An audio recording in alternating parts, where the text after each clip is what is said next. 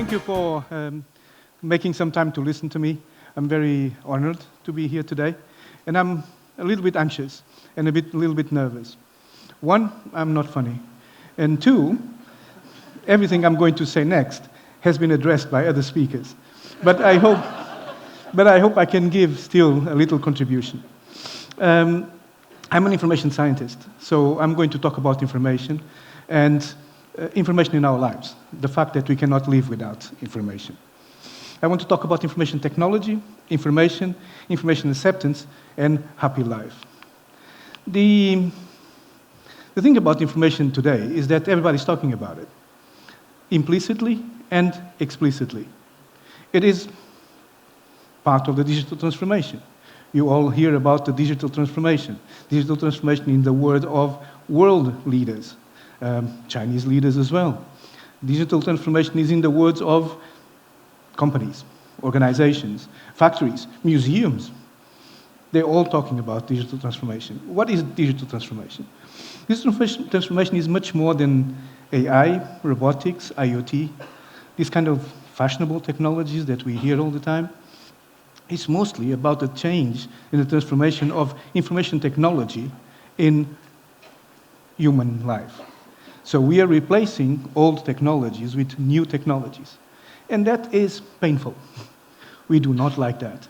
We do not like change. We like to do what we were doing yesterday. Why do I need to change today?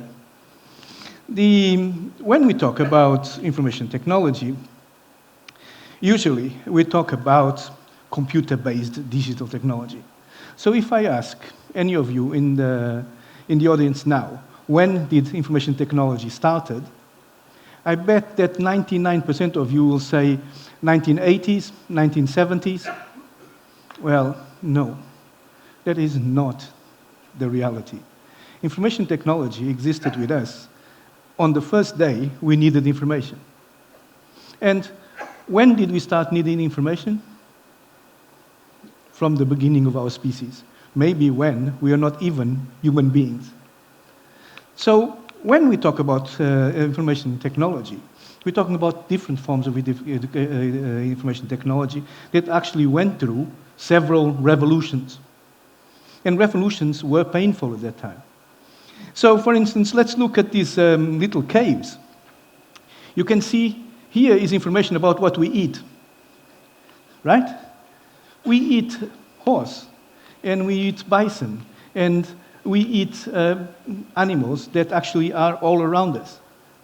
In order to do that, we need to hunt. We hunt dangerous animals and easy animals.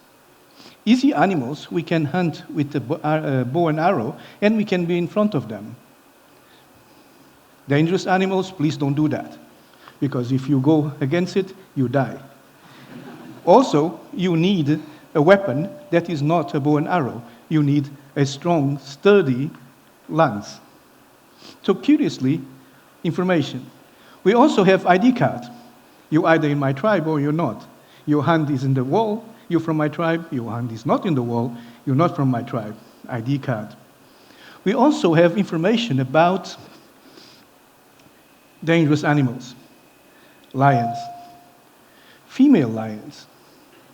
Curiously good information, because the male lions usually don't hunt. It's the female lions that hunt. So fear the female lions more than any other animal. So information technology from 50,000 years ago, 20,000 years ago. Information technology that was very efficient. Why? We do not need to be talking directly with the person that has this knowledge. That knowledge was transmitted, recorded, in a medium that I can then look afterwards. So very, very efficient information technology. Information technology that you can explain to your child. Please hunt with bow and arrow. Please don't put yourself in front of a bison. Incredibly good information technology. But limited information technology, right? Because you need to go to the cave to actually have access to it. So society started changing. And then I think people talked about the cuneiform language. That's why I was a bit anxious that everybody has talked about it already. But the cuneiform language is a very important language because, one, it's the first known written language in the world.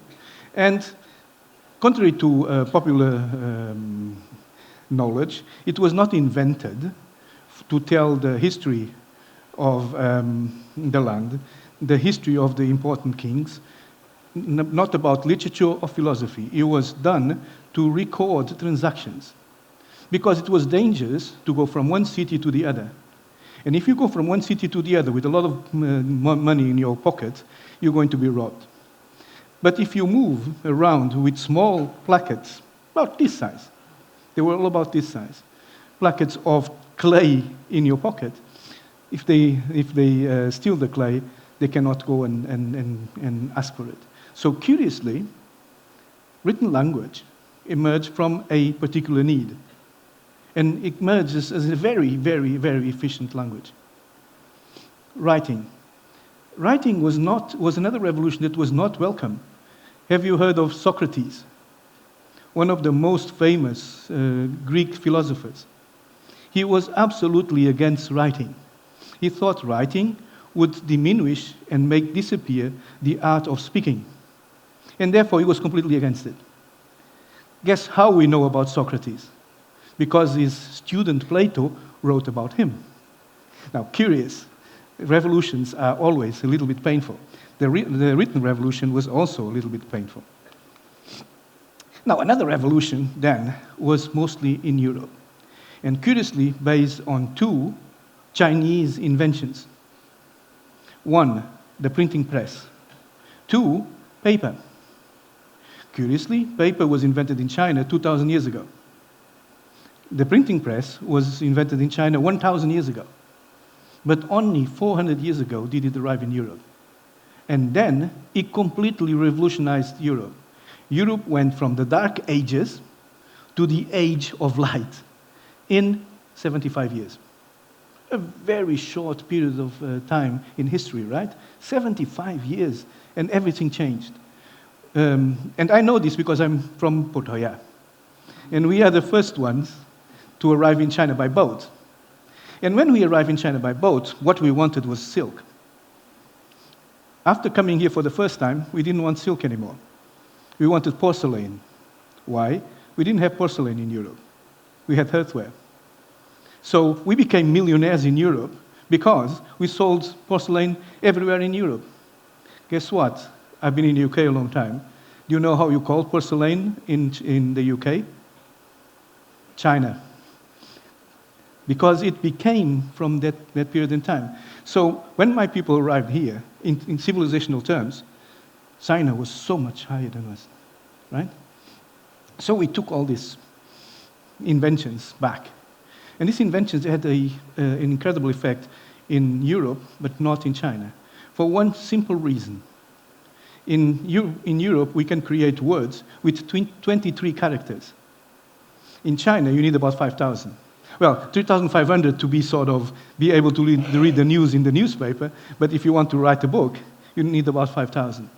So the effort to produce plates, to mass-produce books in China at that time was very heavy. In Europe, it was only 23 little characters that could be mass-produced. From one year to the other, you could have books. Now, the book format is not the revolutionary technology. I put it there as a little bit of a joke, because the book existed before. The book has existed in Europe for maybe 2,000 years. But it was made with cow skin, scraped cow skin, in which you, by hand, would copy each page. So a book to replicate would take what? 6 months, 1 year? So the possibility to have many books was was not possible. So only the very rich or the very powerful, like the church at that time, would have libraries. Books were impossible to get. With this incredible technology, all of a sudden, Europe is flooded with books. Everybody can learn how to read, everybody can have information, moreover, everybody can have knowledge, important knowledge to take decisions in life. And then the next almost immediate, almost parallel revolution was the newspaper. Now, you may think the newspaper is that thing that your grandparents, that your grandfather reads in the morning, and that you laugh because you have your mobile phone and you think that is completely old. Yeah, it's completely old. But that was an incredible revolution. Because what the newspaper would allow is for news about things that were not in your village to come to your village, and you get more information about the world around you. So all of a sudden, the newspaper, incredibly, connected the world a little bit like the internet connected the world today. And the notion of country, the identity of country, the identity of the national identities emerged pretty much with the newspaper. Because it's not just the village, it's not just the region, it's something more. And that was an enormous information revolution. And these two revolutions together, the paper, that is also Chinese, 2,000 years ago, that makes it cheap to produce a newspaper. Before, you needed to kill a cow, scrape a cow, and then produce. It was too expensive to produce newspapers. But the paper is completely different. A completely different issue, made to be very cheap and available. Change Europe. Europe went from the times when you arrived in China in 1480, for about less than 100 years after, Europe being in the age of light, the Renaissance, the rebirth of Europe, the era of knowledge, the era of the Michelangelos, the arts, everything, because of this technology that was invented in China. The computer is another misnomer, because computer means machine that calculates, that computes. And we used computer very much so in the 1970s. Guess what was the first business application for a computer in the 1970s? Paying salaries. Paying salaries. It was not calculations to go to the moon. It was not military applications. It was to pay salaries, because salaries in very large companies are very difficult to calculate. So computers are also not what we actually use them for. Computers are actually machines to compute. The first computer was invented in China. It's called an abacus. Now, why am I talking about all this information technology? Because we all, no matter with AI or without AI, and I promised myself that I would not talk about AI, but I will talk just at the end. What we do in life, and have been doing in life all the time, is to process information, to then take decisions. We need to understand the information, create knowledge, and then based on that knowledge, take decisions. We did that all the time. We needed to do this kind of issue when we were hunting animals, when we were preparing animals, skinning them, opening them up, taking all the insides out, horrible things. How many of you know how to do that now? I bet in this room, 0. So that's old information that ceased to be important. And we created new information needs, because now we want to know what is the value of the shares in the Shanghai Stock Exchange. And the primitive man, or a man in the 15th century, wouldn't even know what the stock exchange means. So information has changed according to our information needs. Our information needs have changed according to the technology that we use. And this sort of feedback loop has been existing for a long time. That's why I'm not afraid of AI. AI is going to produce better information, and we will then have different needs because we want more. And that's the human nature. So this cycle will continue existing. Now, maybe processing information is a bit strange for you, but I prepared an example. So usually you hear a lot about data science, data analytics, a lot of examples. So basically, that number over there is an integer, is a piece of data. It's a piece of non-processed data. Now I can process it. And now it becomes processed data, right? Now it becomes processed data, right? But Does it have any interest to you? Does it mean anything? Can you issue any knowledge out of it? No. But if I tell you it's my birthday, now it makes sense. Yeah, okay, I'm old. I know I'm old. But now that date makes sense, right? Now you can use that to send me postcards next year, please. Right? So that is the difference between data, processing data, and then creating knowledge out of information. And it's this process that we've been doing all the time. What's changed? So why am I talking about this? Because it's the volume and access to information that has changed completely. And I would like to go back to my little example. So for instance, in the cuneiform writing, it was a little bit of clay about this size. The amount of information that you could put there is very small. You needed bags of it to write a book. It was not a very good medium. It was not a very good information technology. Then we created the book. Now, the book is an excellent medium. Why? One, it's a set of connected clay platelets, a set of connected books, a set of connected pages, maybe 200, maybe 300 pages. So a lot of knowledge in there. And contrary to what you may think, nobody reads a book from page 1 to page 99. You usually jump in to the pages that you want to read about particular issues that you want to read. So if you have a textbook, you're not going to read the textbook from page 10 to the last page. You go to the page where you think the professor is going to ask you questions, right? So a book is not as linear as we think it is. It actually has excellent information technology. And it's such an excellent information technology that it still exists today. There's still a library where you're going to read books. Moreover, the book survived its I'm going a little bit over time, I apologize. The book will survive its physical presence, meaning you now have digital books. So the book is not paper and covers, is now a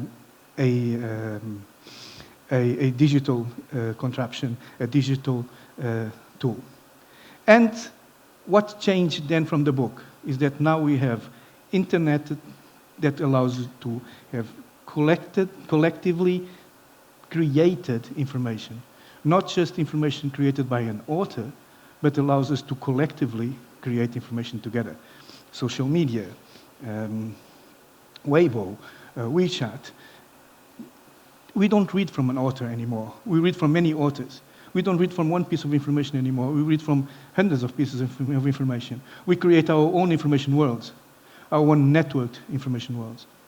So that's why it becomes scary. And that's why all of a sudden, we all become very anxious. So finding information these days is actually very scary because we always need more information. We always need more up-to-date information. We always need more varied information. And we always need more specific information. And maybe you say, but you say varied and then you say specific. Yes, because we want to go to varied information sources and then find specific things. And for instance, if you had a book, the book is always generic. We go to page 1 to page 20 and then go to another book from page 24 to page 55 and so on and so forth. But now we have this all connected. So what are the problems? So what? Well, information society. We are all anxious. Is this the right information? So you go to Google, find the first page, and is the first page of Google the right information? It might not be. Your search query may not be good enough. You may have made some errors in spelling, and you're getting papers that are not about what you are looking for, and so on and so forth. Information overload. There's so much information. What do I do with this information? And information literacy. What are the skills that I need today to make use of the new information world? Now, you may think, okay, this guy is saying the obvious. No, I'm not saying the obvious. The librarians have been talking about reading literacy, reading promotion, reading for a long time, but we not do reading anymore. We do, at most, connected reading, interconnected reading, completely different set of skills. We don't read a page and then close the book and are happy because I found the end. We go through processes that actually are completely holistic and never finish. So, can we have happy life? No. We cannot have happy life because we will always have to deal with our anxiety, we will always have to deal with this overload, and it will become worse and worse. And I mean, you guys are laughing, but I'm the age of your grandparents. And your grandparents are struggling, right? Your grandparents are struggling with the mobile phones, are struggling with the internet. They didn't create the information literacy to survive in a world that is completely alien to them now. And in that sense, that anxiety, that overload is a very important issue and is triggered by information literacy skills. How do I survive, an old man? How do I survive in my life? By accepting that I will never have the right information. I will never have the perfect information. I will never have the complete information, but I need to live my life with the information I have. And I think that is what we need to do from now on. There won't be any other way to live happily in an information society other than accept that you need to deal with the information that you have and can find, knowing that it's not correct, knowing it's not complete, knowing that probably if you spend 6 more months searching, you'll find better information. And I don't know if any of you is a PhD student, but the typical syndrome of the PhD students is, I finished my research, but is this the perfect research? Did anybody else do this research? And then for 6 months, they don't want to submit. For 6 months, PhD students do nothing but because of this. And they need to accept that this is the world we live in. Okay, this is what I wanted to say. Thank you.